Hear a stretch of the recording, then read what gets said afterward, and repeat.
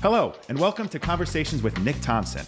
You may know me from Netflix Love is Blind, but on this podcast, we sit down with guests from all walks of life to hear their stories, remove stigmas, and understand what makes them tick.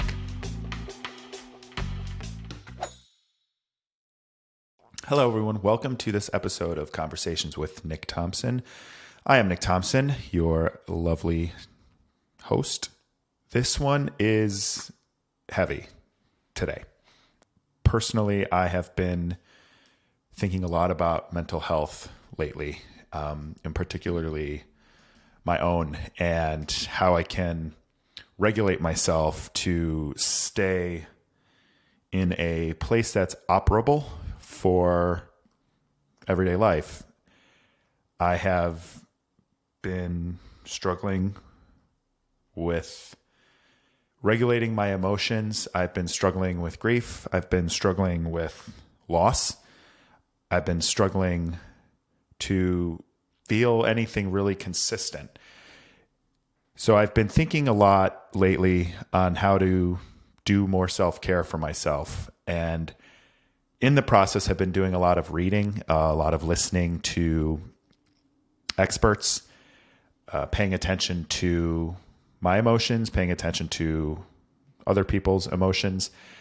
And I also recently, in my reading, uncovered something that I had not really heard of before in the mental health space, and that is attachment styles. So attachment style theory was first developed by psychologist Mary Ainsworth and psychiatrist John Bowlby. What attachment styles are is essentially how we relate to other people in our relationships and during conflicts in those relationships.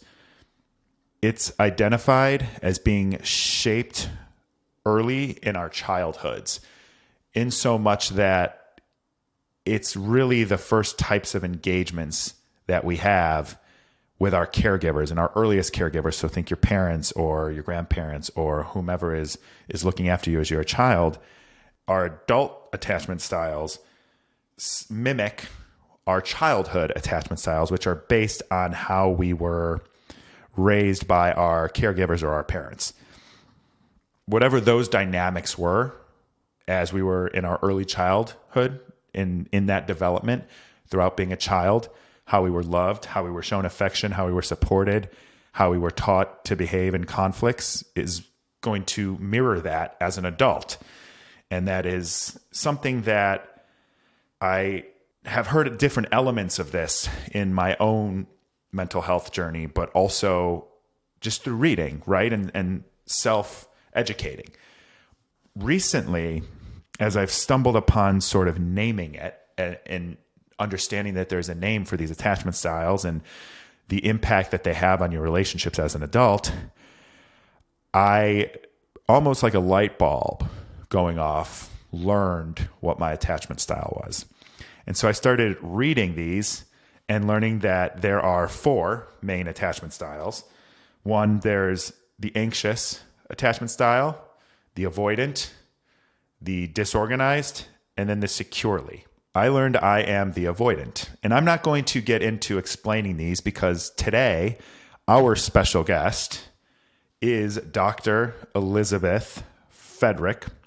She is a licensed clinical therapist. She is a master's in counseling, and she has a doctorate in psychology. So she is very well versed. I'm going to let her explain the attachment styles in detail, and we'll talk about those today. I'm going to question Dr. Elizabeth on childhood trauma, the role that plays in who we are as adults. We'll talk about how that impacts your attachment style. We'll talk about different types of therapy and different types of treatment, how bodies respond chemically when you're put in these conflicts, how your body responds chemically based on traumas you've experienced, whether as an adult or whether as a child. And we'll get into different types of therapies you can do as well, like singles therapy, relationship therapy, whether that be with a family member or whether that be with a partner. We'll talk a little bit more about the role that mental health plays in society. We'll talk about the stigmas around it. And I'm really excited to have this conversation today with Dr. Elizabeth because she's an expert in all of these things. And I've really excited to have her on because I've been following her on Instagram for a little while now. And she not only puts out really, really good, relatable content, but does it in a simple, easy to understand way that you don't have to have a psychology degree, or you don't have to really understand the deep, dark types of diagnoses there are. And you can put it in layman's terms and in words and ways that we understand and we communicate every day. And I really appreciate that about her. She actually has a great podcast in addition to that content that she hosts. And she's truly doing good work with her organization. She reached out to me after The Altar came out and said she would love to be a guest on my podcast if I would like to have her. And considering everything I just shared with you about my journey into attachment styles, which happens to be one of her areas of expertise, I thought it would be great to have her on and really dive into the role that your attachment style and your childhood trauma play in how you are in relationships and how you react to conflict inside of relationships, along with giving us some tools and pieces of advice to get started and really, truly dive in how to understand what type of attachment style you are, and then learn what the best way to react according to this and start to heal from our trauma so that we can emotionally regulate ourselves. I would really, really love her to help us understand each of the 4 attachment styles, how they impact us. Hope that some of us out here get some light on how we behave and how we pay attention to our emotional regulation so that we can become a better partner, ultimately become better ourselves through understanding and changing the way that we react in these certain situations. This is a very personal one to me, considering my journey. There are probably going to be some great moments in here where a light bulb goes off, and I'm excited for it. I hope that you get the same experience. I appreciate you coming on here, listening to this show today. I appreciate Dr. Elizabeth for coming on and being willing to talk about attachment styles, and I hope you all find this helpful and useful. Additionally, we're going to talk about best practices to approach a partner or a family member that you would like to attend therapy with, or that you would like to have a conversation with about attachment styles or any other mental health piece that you may not have been comfortable approaching your partner or family member with previously. I'm excited to have Dr. Elizabeth on, and I hope that we all, myself included, I know I'm going to have light bulb moments going off. I hope we all have some light bulb moments here. We learn something, and that this is very helpful for all of us as we continue on our journey of improving our mental health, removing stigmas around it, and trying to work on ourselves to be better and feel better and be our best selves. So I hope you find this useful. Thank you for coming, and enjoy this interview. All right. Thank you for joining us. Today we have Dr. Elizabeth Fedrick, and she is a licensed professional counselor. She has a master's degree in professional counseling, and she has a doctorate in psychology. She's currently a professor at the Grand Canyon University while also hosting the Calm Cool Connected podcast. Dr. Elizabeth, thank you for joining us. How are you today? Hi, Nick. I'm good. Thank you for having me. Happy to be here. Yeah, I'm glad you're here. Thanks for coming on today. So for today, what we'll do, I'll ask you a couple small talk questions. We'll break the ice, and then we'll get into a little bit about you, your area of expertise, and we'll go from there. Does that sound good? Sounds good. All right, awesome. My first small talk question for you. Do you have any free time with all of the things that you're doing? That feels more like a jab if it came from a friend, but not a whole lot, to be honest. What I'm blessed to say is that I'm incredibly passionate about what I do. And so whether I'm in sessions or whether I'm creating content for my social media, it's all what I enjoy doing. And so, no, I don't have a whole lot of free time, but I'm blessed to really like what I do. Do you feel that when you do have free time, you find yourself kind of throwing yourself more into this like it's a hobby? Yes, absolutely. That's cool. I struggle big time with just sitting and doing nothing. So yeah, if I have downtime, I'm likely pulling up my laptop to, explore through maybe content for next week, what I'm going to do with that. But yeah, I do treat it as a hobby probably in my free time. That's very cool, though. So how do you decompress, or what is a hobby that's outside of the mental health space? Yeah, so going to the gym is a big thing for me. I really enjoy that. Exercise is crucial for mental and physical health. I enjoy just going to the wine bar with my friends, sitting out on the patio when the weather's nice, which is not always here in Arizona. But I just enjoy talking, connecting, and being present with people. And so that is what I would say, and I have a 15-year-old son who I also love to go on sushi dates with. And that's generally what I'm doing if I'm not working. Well, what's your favorite type of sushi? Oh, well, that's not really fair because I'm more like just eating the rolls, crab crunch roll or something like that. I'm not getting too into the raw stuff. What about you? Well, I just... You don't like that. I just recently started getting into sushi in the last year. Okay. And by starting, I started with California rolls. So don't think that I'm this ambitious person, but I have dabbled a little in tuna and some whitefish, and I kind of enjoy it. Now I'm kind of craving it. Okay, well, that might now that be we're talking about it, yeah. Record. Right, exactly. When you were a young kid, what did you want to be when you grew up?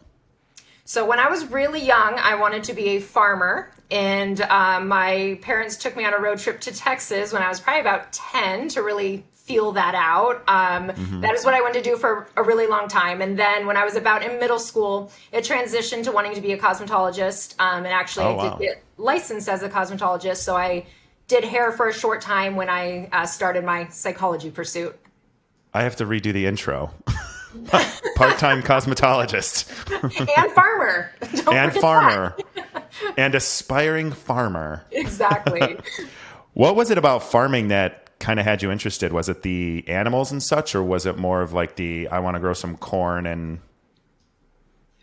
Way more about the animals. Living out like on a ranch with all the land. That's what it was about. A lot more than... And I probably didn't actually put a whole lot of thought into the work that went into being a farmer. I think the concept just sounded fun. That makes sense. Yeah, they work really, really hard. Really hard. Yeah, it's like manual labor, and they work such long hours, and they have such limited windows to get things done. It's kind of crazy. You have to admire them a little bit. Hence the reason I pivoted careers there in middle school. What is your favorite podcast that you listen to? I like The Science of Success is a big one that I listen to. Esther Perel has one. She does couples counseling. And so she does different sessions and talks processes through those. And then the Psychology Podcast, which I think is what it's called, the Psychology Podcast. I really like podcasts that, just dip into a topic that I can kind of get 45 minutes of understanding and then decide if I want to go expand on that or move on to the next. Yeah, I totally am the same way with that. I recently have started using, I used to listen to everything on YouTube, and I started using Spotify for podcasts, and I'm finding like so many new ones. I don't even have time to listen to them all. Oh, interesting. Yeah. I hadn't even thought to do that. I will have to look into that. Because they start making recommendations for you, and then it's like, well, if you like this, you'll like this. If you like this, you'll like, and guess what? They're right. They make pretty good recommendations. That's what I find is the biggest issue is I don't have enough time for all the podcasts that I like, between going on walks or commuting, but to listen to multiple a day, there's not enough time for that. Yeah. Do you go on a lot of walks? Is that a way you decompress? I do. I go out. Walking is a big thing for me. That's my son and I go on walks together. And then I got a puppy probably about 3 or 4 months ago. He is a handful. He's a sheepadoodle. He's only 6 months and he has a lot of energy. So we walk twice a day together. Oh my God. Where is he right now? He's with my son downstairs. Oh, okay. Okay. I was going to say, if he's there, you got to grab him. I'll grab him. No, My dog's out like a light. Oh, is your dog older? He's 4. Okay. Yeah. Yeah, he's 4. You wouldn't want Teddy to show up. It would be quite the destruction. Well, Grayson, that's my dog. He does not like, he does not participate with other dogs' antics. Like, he's like, smell me, I'm going to your owner, and they're going to pet me. That's his move. Do you socialize him with other dogs, or he's mostly... Oh, totally. Yeah. I live across the street from a dog park. Okay. And he'll run around, and you give him 10 seconds and he's like over by someone's owner getting pet. Yes. Priorities. Come on. Yeah. And then exactly. And he always looks back at me. He's like, "Hey, you see this? I could leave with them if you don't start treating me a little bit better." Yeah, exactly. Just showing you his worth, how high in demand he is. That is so funny. It's exactly right. It's exactly right. What is your favorite dessert? Let's go with that. Carrot cake. That's I love carrot cake. pretty easy one, yes. But it has to be like really authentic, just the stuff that you buy already pre-made in the grocery store won't do it. But again, my mom would make one for me for my birthday growing up. And when it's homemade, it's just different. The raisins and the coconut, just all of it. And I feel like it's not as dense when it's homemade. I like it fluffy. Yeah. Yes, that is, yeah. And the frosting is different as well when it's homemade, because back to the density thing, right? It's all kind of like a brick when you're getting it in the store. Right, because it was made, frozen for God knows how long, and then, that's totally true, totally true. So when did you realize that you wanted to get into mental health and be a doctor, essentially, but work with people on healing themselves? Because that's a far cry from farmer to cosmetology to cosmetology and psychology aren't too far off in terms of a lot of that conversation goes on, at the hair salon. But when I was in my early 20s, actually, I did retail management. And so I worked with a lot of young individuals in their teens and the early 20s, and a lot of the females were drawn to me conversationally, talking about what was going on in their relationships or their home lives, things like that. And so I would often catch myself, kind of helping them process through those things. And it just piqued my interest at that point that, okay, I think I want to explore this and I want to understand it. And I remember that being some of my early thoughts around what makes people tick and what makes us behave in the way that we do or don't. And so I started in my early 20s and did my undergrad, and then I went straight into my master's. And then I was in the field for a few years before I decided to pursue my doctorate. And that was more just trying to figure out what exactly I wanted to do with my education and mental health was when I decided to do my doctorate. And then my dissertation on my doctorate was founded in attachment theory, and that set the stage for where I am today. Wow. And for those who don't know, and I know I told you this a little earlier before we were recording, but that's kind of a relatively new space that I'm learning about. How did you discover attachment theory, and what was your, why were you drawn to that? Yeah, so when I was working on my doctorate, I worked in community mental health, and I worked with the birth to 5 population. And so we were doing therapy with, that's the parent-child relationship that we're working with when a child is that young, like a toddler. But we were doing a lot of mental health work with this community. It was a lot of foster children, adopted children. And so attachment inevitably is going to come up in those situations because attachment is solidified with your primary caregiver within the first 6 to 9 months of life.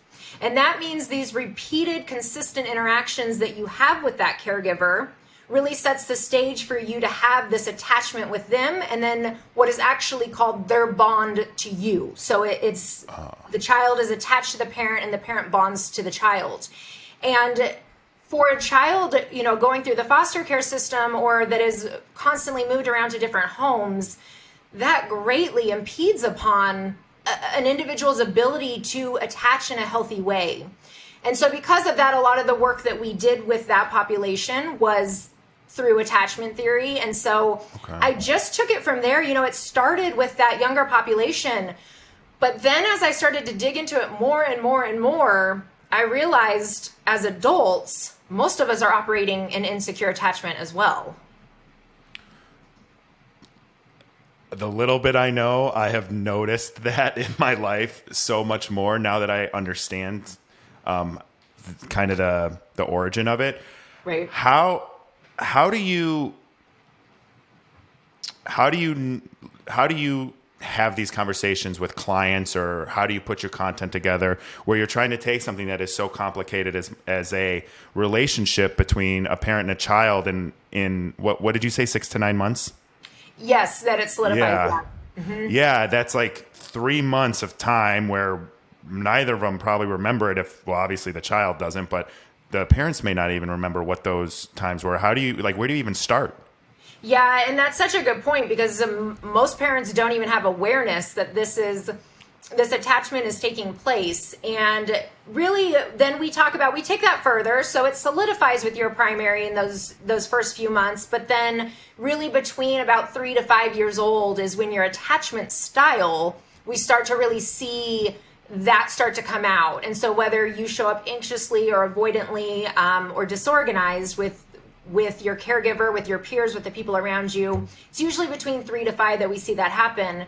And the way that I bring that into session is when somebody comes in for a relationship issue and they start talking through their patterns in relationships. And so how they generally behave, or even what the current dynamic is. And we start kind of dissecting these patterns and these themes.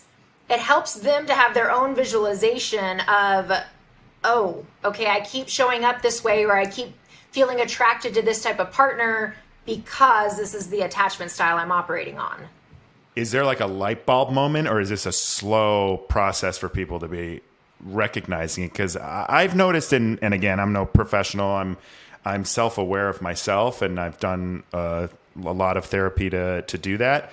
But when I look around, it feels like people don't really recognize their patterns very often. And you see people in your life go through the same thing over and over again, and they don't, or even if they recognize it, they don't know how to stop it. How do you help them do that?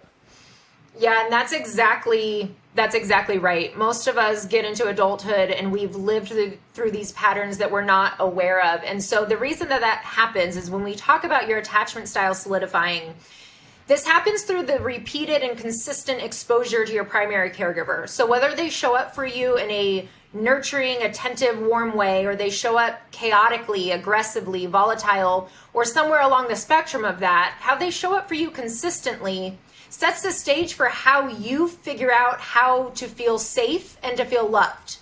And so that is the constant scramble of a human, is that we all just want to feel safe. We all want to feel loved. We all want to feel connected. And so we figure out what is called our adaptive child, these behaviors that we have to do in childhood to make that happen. But often into adulthood, these behaviors become maladaptive because they weren't healthy. They were survival.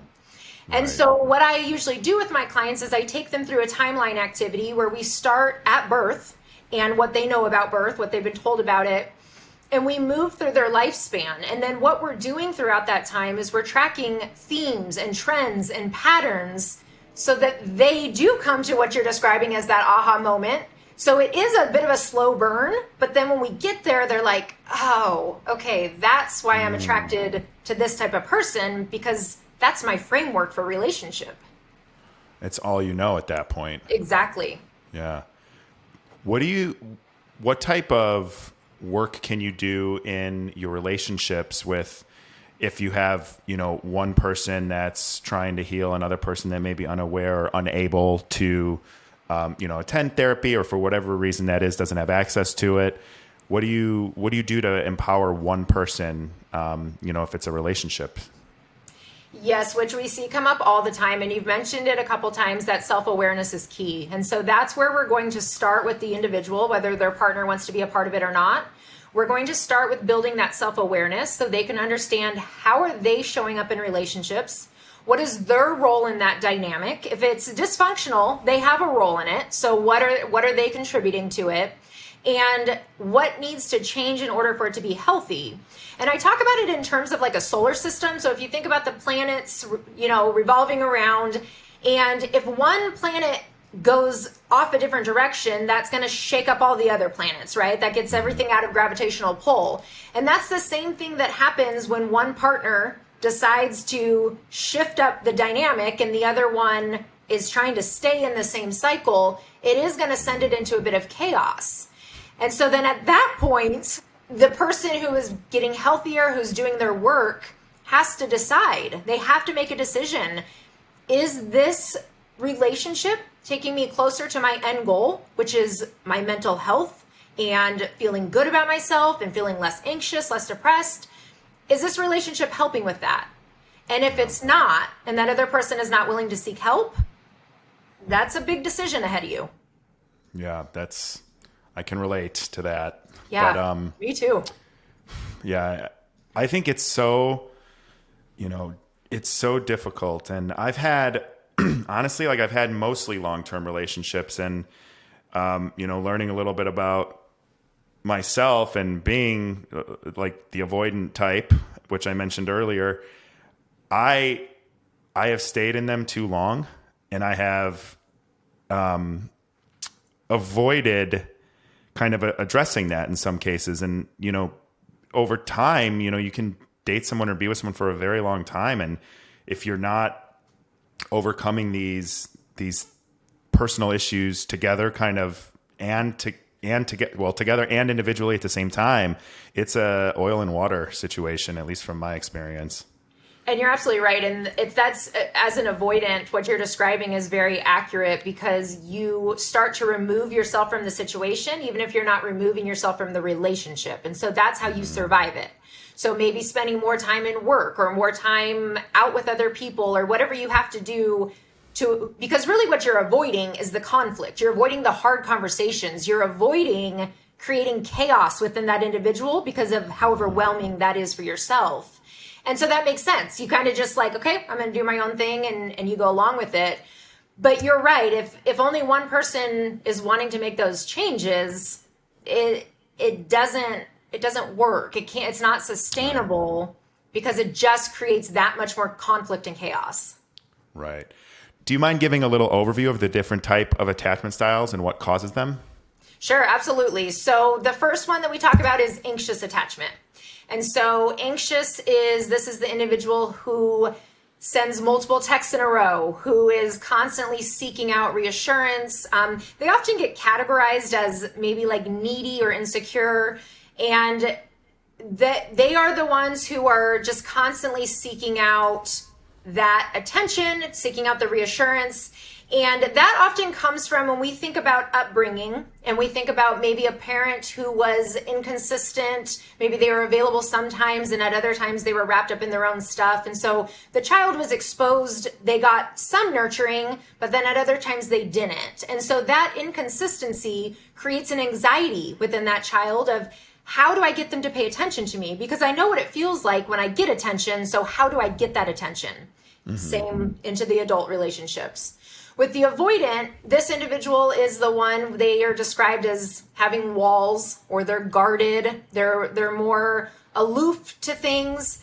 And often where that comes from is in upbringing. If a parent maybe was not as emotionally available, physically or emotionally available, and so if they spent more time alone, or if they figured out that when they're feeling upset, they felt safer being alone, then that creates some of that avoidance.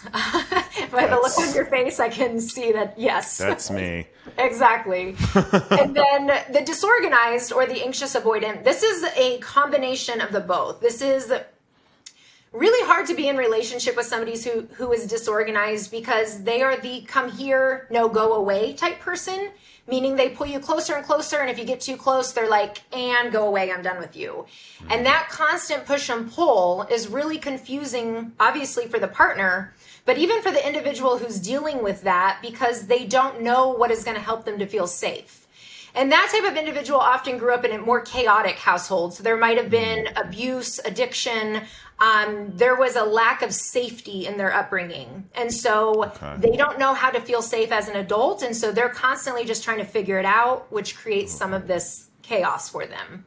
And then the fourth being secure. And that is, they're cooperative, they're agreeable, they're flexible, they're not perfect. We have to really, nail that in, that they're not perfect, but they're self-aware and they're cooperative. Are these four attachment theories, are they like, I don't know what the right way to say it, is this like common knowledge in the mental health community, or are there, because you hear different types of theories, different types of diagnoses. There's what's the DSM book? The DSM-5 book. Is this regular in the community, or is this kind of a new type of information and diagnoses and all that? Well, it's been around for quite a while.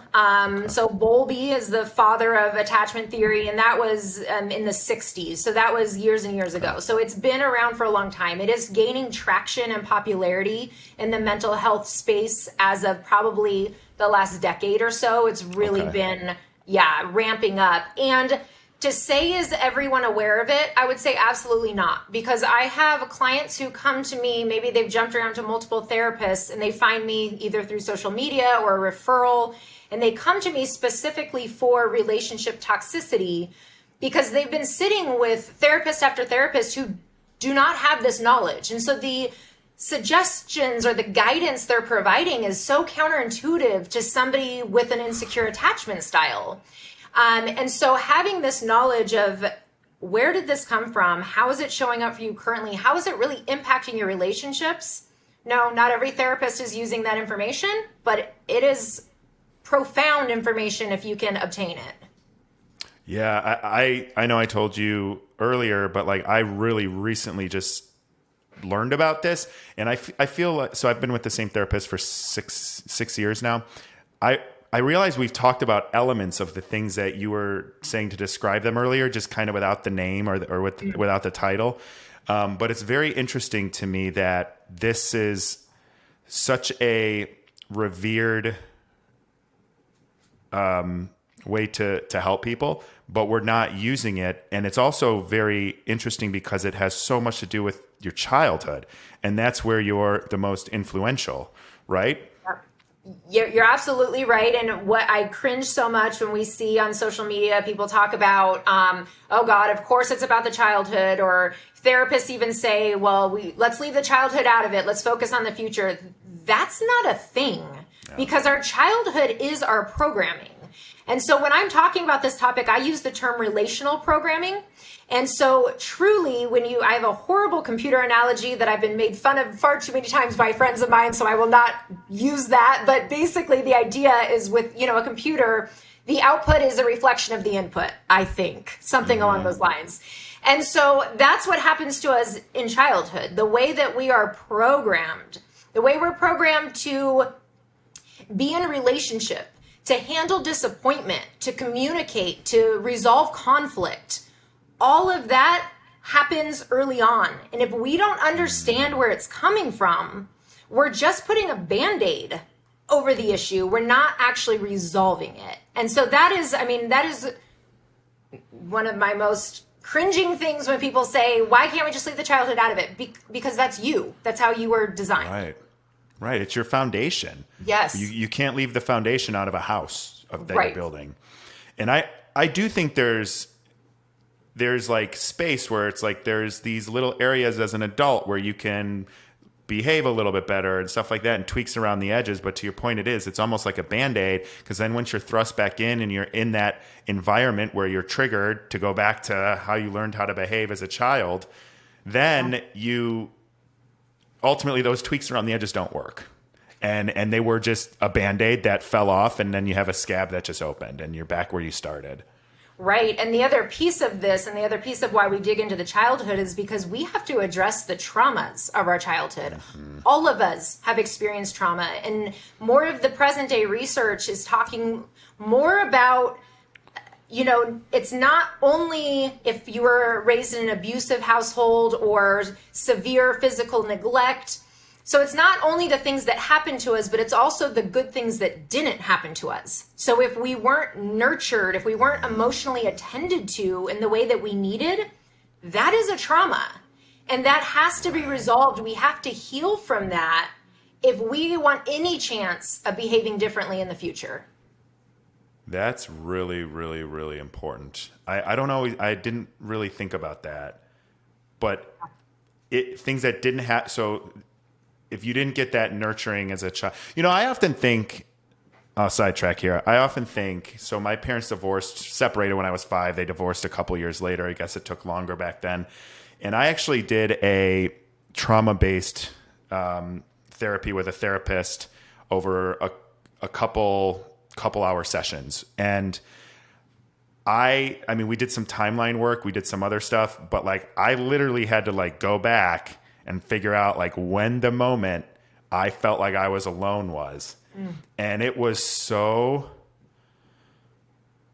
very difficult, obviously, because getting back there and slowly closing in on when that moment was, and now tying it to this, it's whoa. And I feel like it's not something, and that's the other thing I struggle with in mental health is so many people think pop a couple pills and you're good, or so many people think, I just need to go talk about the issue of the day or what's happened at work to me today. And, you get calm about it, but it's more like you're just getting it out. It's almost like you're venting. Yep. And I'm guilty of that. My therapist would tell you we have a number of those sessions in our time together.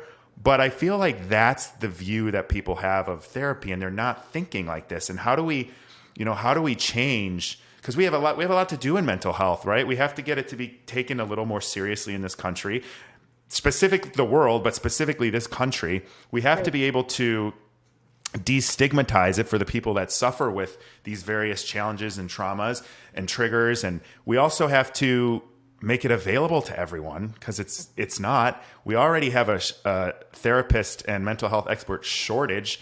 Trying to find a therapist in COVID, I had so many. I'm so glad I had one. Yeah. I'm so glad I already had one, because all the people I know that were trying to get one couldn't get them right during COVID. So there's so many things to tackle here. And if we're not going to go back to sort of what you're talking about here and, really take it from the childhood, how do we get that message out? How do we help people understand that?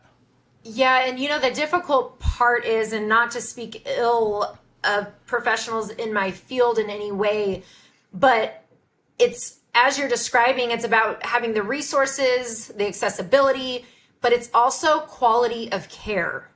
And that is not something that is as widely focused on as it should be. And so when you're talking about a client showing up and basically just venting about their day, there are far too many therapists who allow that, who enable that, who don't push beyond that, and for whatever number of reasons.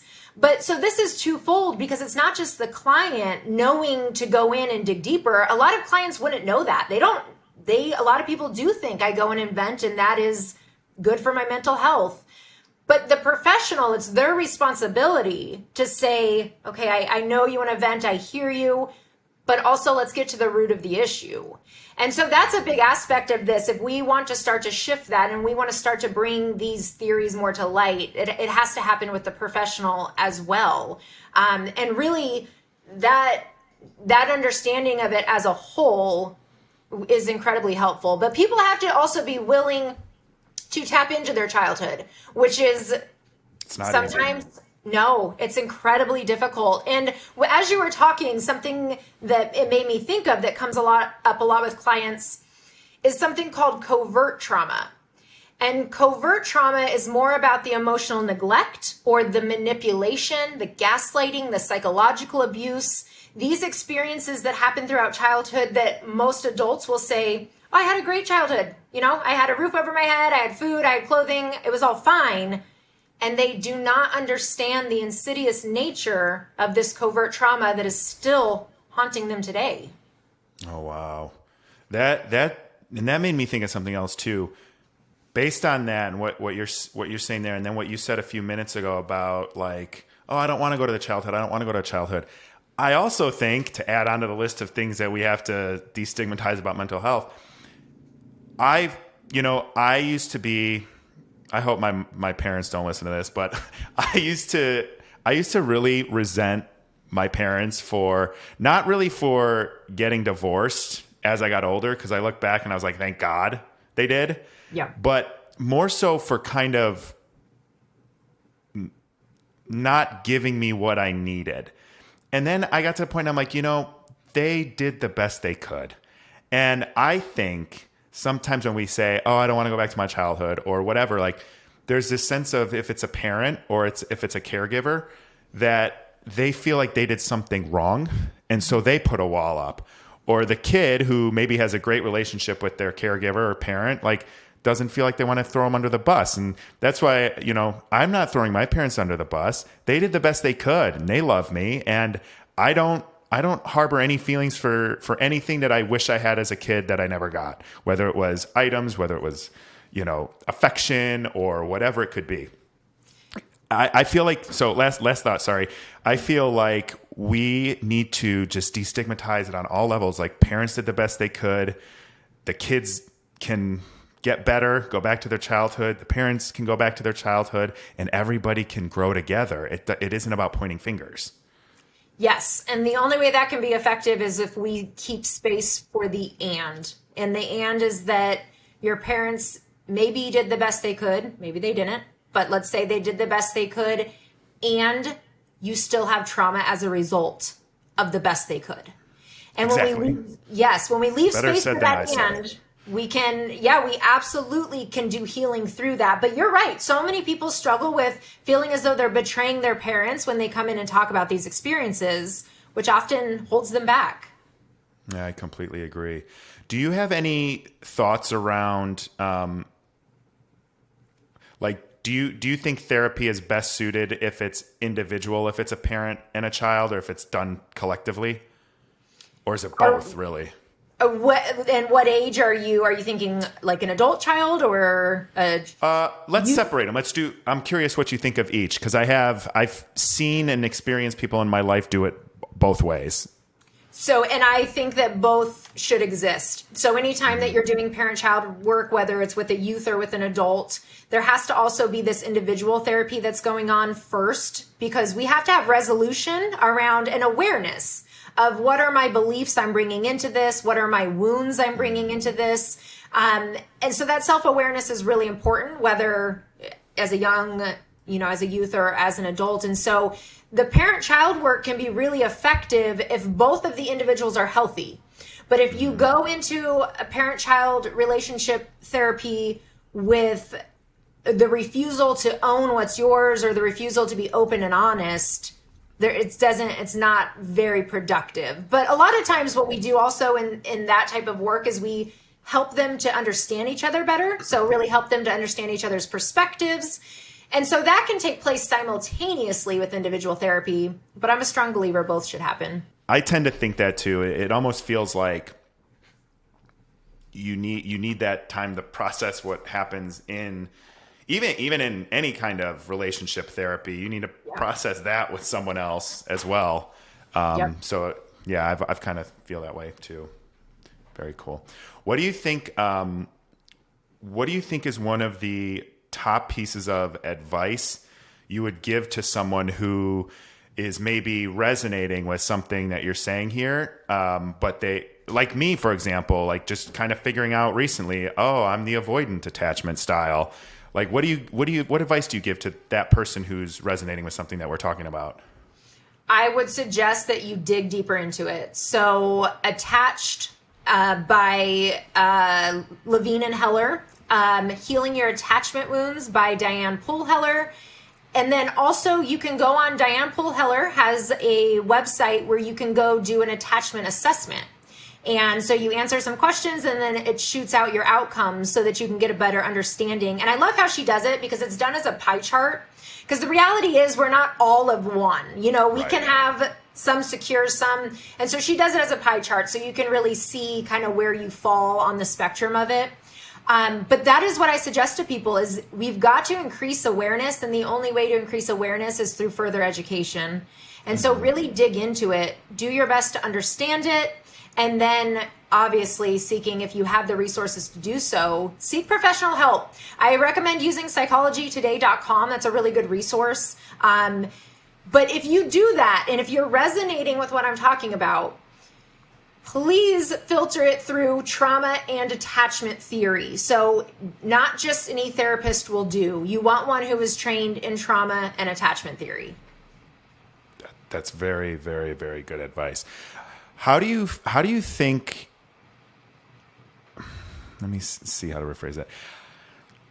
How do you think we can take this knowledge and talk to someone, like if you're in a relationship or you want to talk through this with a parent and a therapist or a counselor of some sort, do you have any advice for starting that conversation with a person? Because I feel like there's still such a stigma, and there's more of a stigma with men than women in mental health in some instances. Yep. And I have a couple people that I've interviewed for this show that focus on men's mental health and driving awareness for that.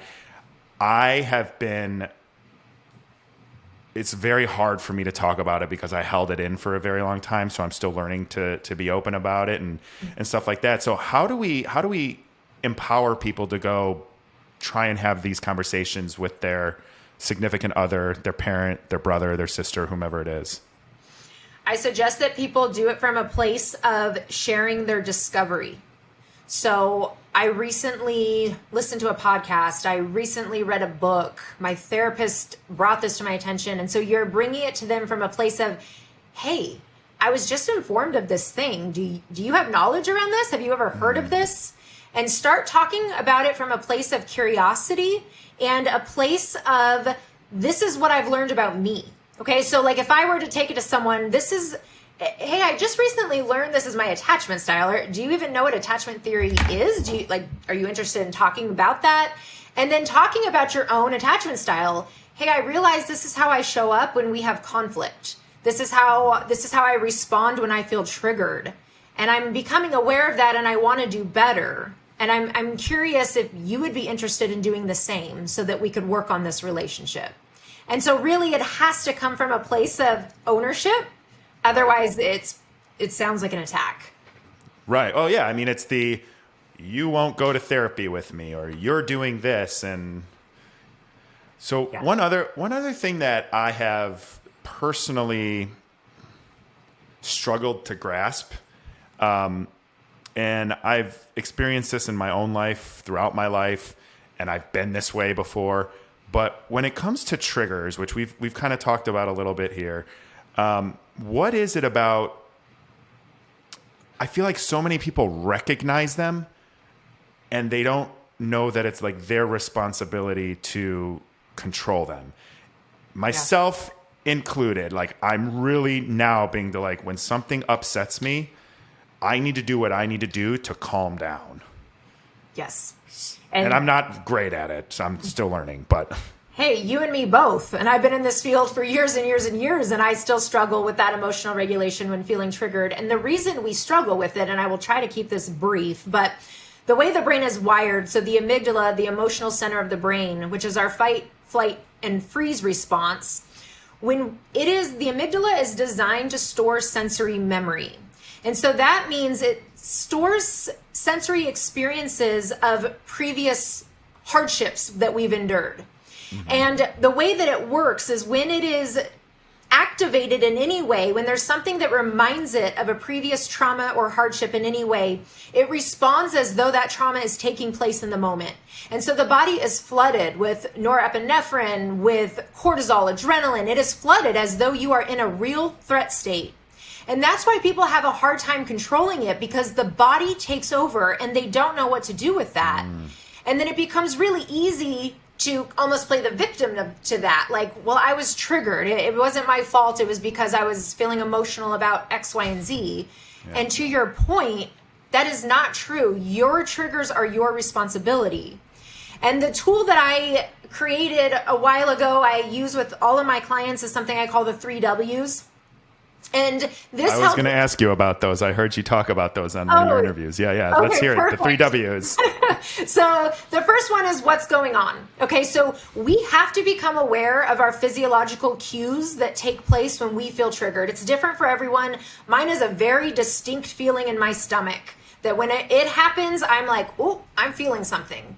So what's going on? Do a body scan, check and see, where is it coming from? Okay, so if my stomach is reacting, I'm going to stop and assess, did something just happen? Did something happen earlier in the day? Am I anticipating something?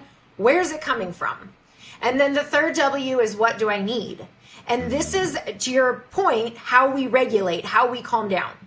Okay, so for me, I have to remove myself from a situation to calm down. If I am activated and we keep talking, forget about it. So I take a time out, I calm down, and then I come back. For other people, it might be deep breaths, going for a walk, whatever that is. But it is your responsibility to figure out what that third W is of how do you calm down so you can show up mature, responsible, Clear-minded. Yeah. Yep. Yeah, I am definitely like that. I need to go away for a walk. I need to get really, really angry in my mind, and then I need to calm down, and then they start to kind of like come to me. And it's like, okay, here's how I'm feeling. Here's what I'm thinking.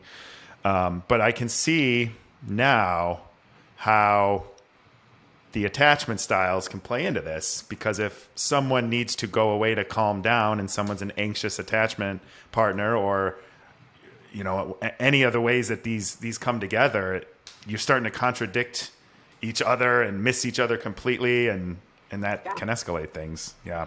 That's a beautiful insight, Nick, because that's exactly what happens. And the irony of this is that an anxious and an avoidant are often drawn to each other. And so the avoidant might need to go take a time out, and the anxious is like, oh my God, do not abandon me. Do not leave me. I can't handle that. And so then it often creates a higher escalation for them. And so I encourage couples who are going through this to have this conversation ahead of time, to lay the groundwork that if this happens, Sally needs a timeout. So John, figure out a way to stay regulated for those few minutes. But Sally, you have to come back. You have to let John know you will be back, and you have to come back. Right. I think that is, of course, easier said than done without practice and knowing you're going to screw up. That's the thing too, is like, it's okay to screw up sometimes, but you learn from it. And I really feel like that conversation is great to have, but it's good to continue to have it probably as well. Absolutely. Just ongoing communication. I suggest couples do what I call a weekly check-in, where they're talking through this stuff. It's a certain day, time every week, it's a, standing appointment, and you're checking in on these things. Yeah, I absolutely agree. I couldn't agree more. I want to be cognizant of your time. I still have some time. I'm good. Oh, okay. Yeah. So one of the other things I wanted to ask you about is you talked on Evolve Counseling, your website, about taking kind of an integrative approach to mental health and trauma. When you say integrative approach, what are some of those approaches? Are they just things we've talked about, or are there other elements that you would bring in as well? Good question. There are other elements, and that integrative approach is so important because we are all wired differently. We all, what makes us tick is different, personalities are different. And so I combine multiple theoretical models. The foundation of what I use is cognitive behavioral therapy. And the idea with that is that all of our life experiences create a belief about ourselves, about others, the world as a whole. If you think about it, you have glasses on with a purple tint, that is your core beliefs. That's how you see the world. And so we have to figure out, what are the beliefs that you're operating on? How are they impacting your thoughts, your feelings, your behaviors, and your outcomes? And we dig into those beliefs and we change accordingly. So that's the foundational. And then, as I was talking about, attachment theory would be the other big one I pull in. And then EMDR, eye movement desensitization and reprocessing, research proven most effective non-pharmaceutical approach to addressing depression and anxiety. And so those are the three main ones. There's other DBT, motivational interviewing. There's other ones that I will pull in sporadically, but those are the foundational aspect of the work that I do. Do you mind an overview of EMDR, like how that Sure. works, what the theory behind that is? I've just learned about that recently too. Yeah, and it is powerful. So the idea of it is that during REM sleep, so rapid eye movement, that's when we're storing information into long-term memory. That's where we're kind of making sense of our day in our sleep. But obviously we don't get to control what memories or what events we're processing. And so traumatic events, they do not process in the same way as what you had for lunch yesterday. They stay on this screwed up shelf in our brain that keeps them active to taunt us when we least expect it. And so the way that EMDR works is that we are mimicking the bilateral stimulation of the brain, meaning one side of the brain is lighting up and then the other, back and forth, back and forth, back and forth. And we are targeting, so it's called a target memory.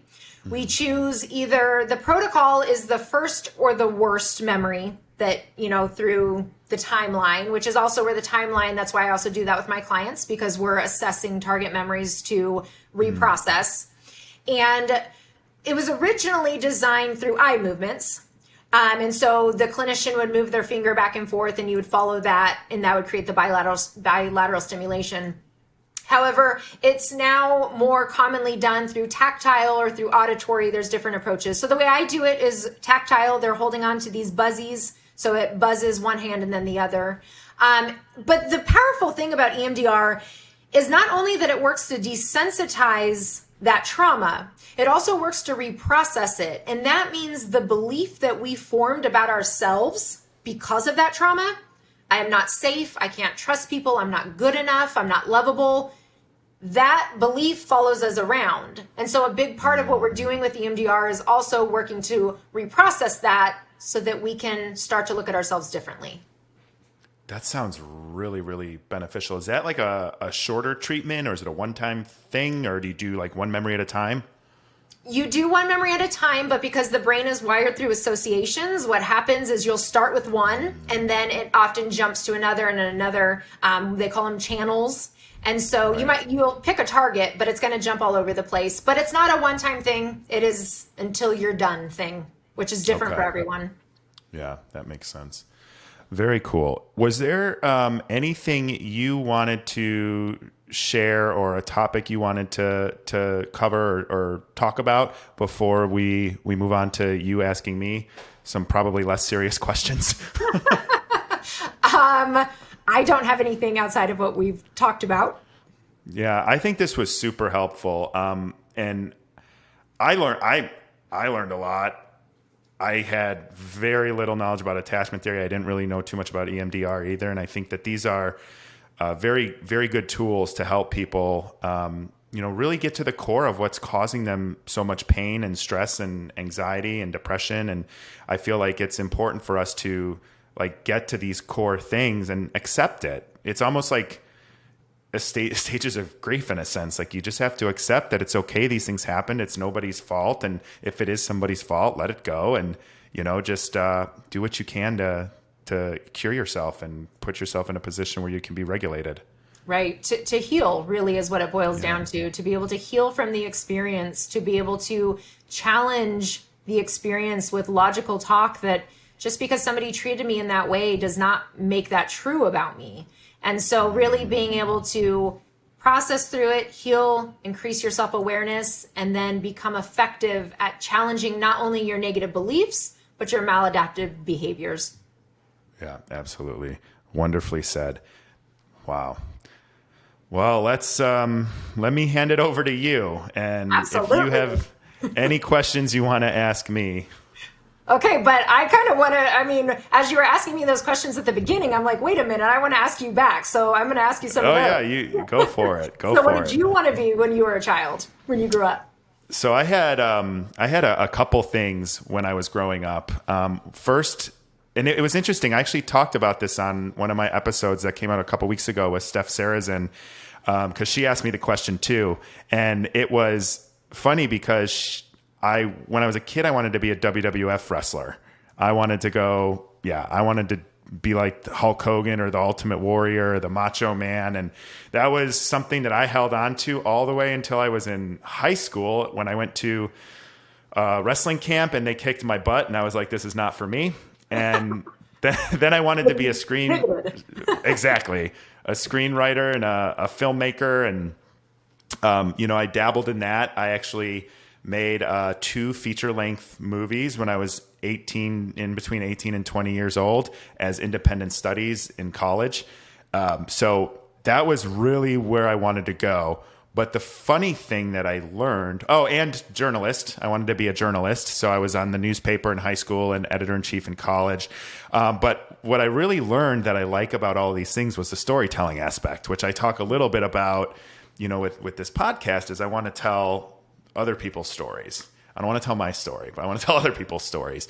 And so realizing that was like the key element and kind of changing the world or inspiring people, right? Like I was so inspired by professional wrestlers. They were larger than life and, they were fighting the bad guys and all of that stuff.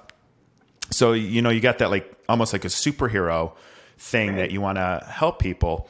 And then with the movies, I wanted to tell stories that were relatable to people, that were telling feelings that I had inside of me. And every screenplay I've ever written is written around like a single theme. And then I just kind of hide it behind different storylines or a scary movie or a psychological movie or something like that. And then with journalism, I wanted to tell the truth. I don't really trust the media at all. I don't. Yeah, I've seen it firsthand. I've experienced censorship firsthand, and I wanted to be the person that could tell the stories that people weren't allowed to tell. And then I ended up in marketing, and it was again the storytelling element, right? So I'm telling a story. I'm helping customers. That's what I do professionally still to this day, and now with this podcast, like I want to tell stories that help make people feel like they're not alone, that remove stigmas, that humanize people that some may look at and not see as human, because I just believe we're all humans and we're all connected and we should be taking care of one another, not ripping each other apart. Absolutely. I love that. And that connection piece is so important. And the relatability aspect, like you're saying, we are all human. So like I said earlier, I've done this profession for years and years and years, and I'm still just as human as the next person. So I love that for sure. Okay, but I have more questions for you. All right, let's go. What are 3 words you would use to describe yourself? Oh, man. I would say like empathetic and like real empathy. I think there's like a confusion around what empathy is. I feel people misconstrue it with sympathy, and they're 2 completely different things. So I would say I'm empathetic, and what I mean by that when I say it is I can feel other people's feelings, and I can maybe not necessarily have lived through it, but I can sense through them their pain. And that maybe sounds kooky to you or to other people that are listening. But if I'm in a room full of happy people, I will be happier. If I'm in a room with someone experiencing grief or stress, I feel that too. And it's tough in a sense, because another thing that I've learned in years and years of therapy is, because of that, like I have to put boundaries up around people that will suck my energy too much. And it doesn't mean that like I don't care about them, but like I just can't sometimes, and that's something that I think more people need to do, is put up boundaries to protect themselves. And that doesn't make you a bad person at all. Right. So that's so I would say empathetic. I kind of say I'm unapologetically myself. And I am sarcastic. So I would say that those are probably the 3. I'm very sarcastic. It's dry sense of humor. It's often mistaken. But then, I'm just kind of myself. I'm doing the best I can.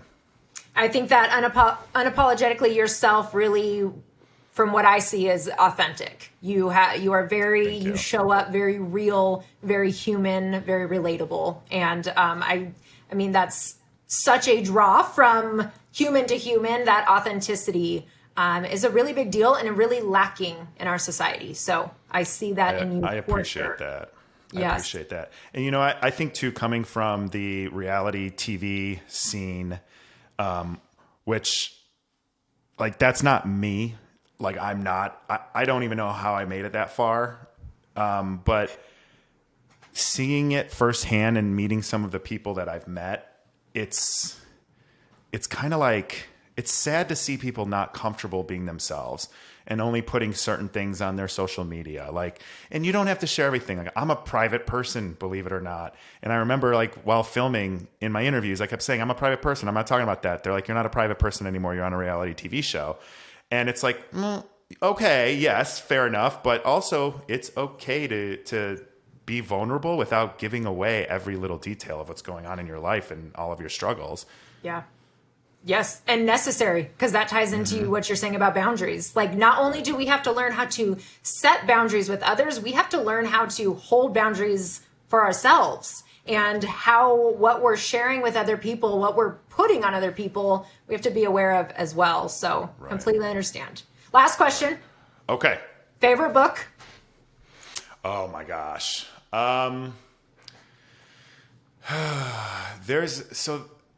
I listen to a lot of podcast audiobooks.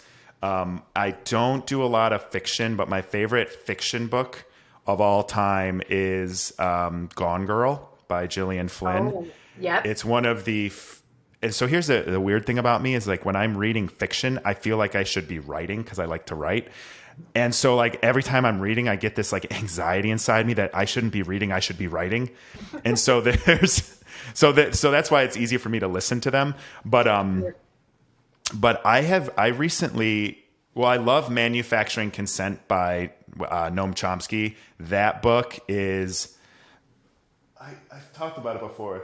There's clips of it up there, but that book taught me everything I know about the media and how it's all kind of, you can't really trust it because they're manufacturing you to think and want to do what they want you to think and do. And they use the media to do it.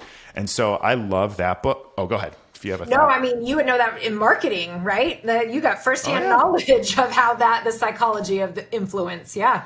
Absolutely. Yeah. If you say the same thing enough times, people believe it because they don't hear any alternative voices, which is why censorship is so important. And we have to be aware of that going on. And then I would also say, I read this book 2 or 3 years ago that still sticks with me. And it's called Civilized to Death. And it's basically about the history of mankind and how we've evolved and how we're civilizing ourselves, like, to the point where we'll be extinct. And it's, or merged with machines. Like, he gives a couple theories on where this ends, and they're all pretty scary. Right. But I really was, like, compelled to that book, and it still sticks with me because I just feel like I'm watching it happen every day. That's like 1984, right? That's another one. That's up here. Yep. Yeah, that one got me for sure. There you go. We're on the same wavelength. That feels like it is happening in real time, especially the last few years.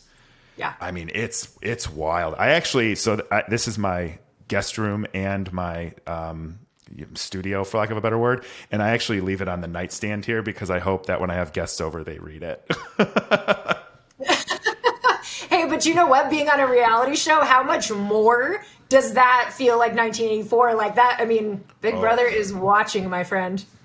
Totally does.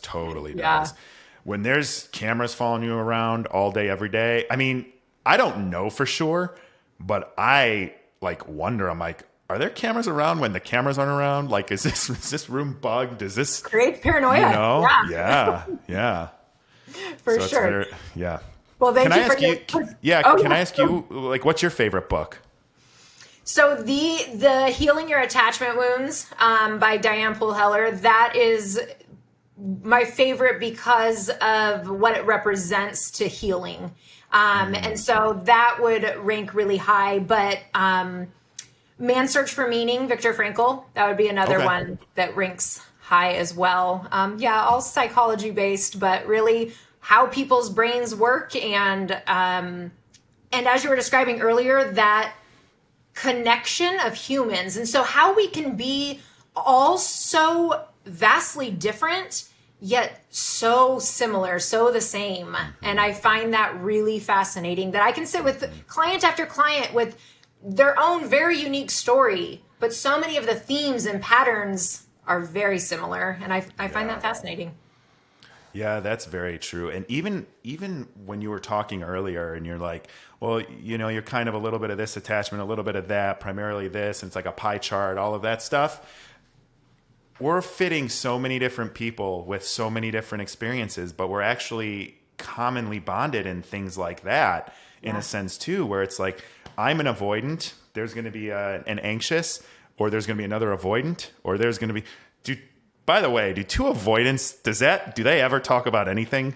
No, and that rarely works. That's a bit of a joke, so to speak, because two avoidants aren't, because they're not even going to spend time with each other. They're each just going to avoid each other. I didn't mean to laugh, but that popped in my head as I was saying that last one. So I'm like, oh my God, I bet they don't talk about anything. Well, and then imagine two anxiouses together. I mean... woo-wee, that will get a messy real quick. So that's why I was saying earlier that generally the anxious and the avoidant are drawn to each other, because there is a yin and yang. There is, in its most dysfunctional form, there's some balance that takes place there. Yeah. But I could see how if they both sort of do the work and put a framework around it, that it can still be actually a very beneficial partnership. Yes. And for sure, because they can balance each other out when they've done the work, when they become self-aware, and when they become what we call secure enough.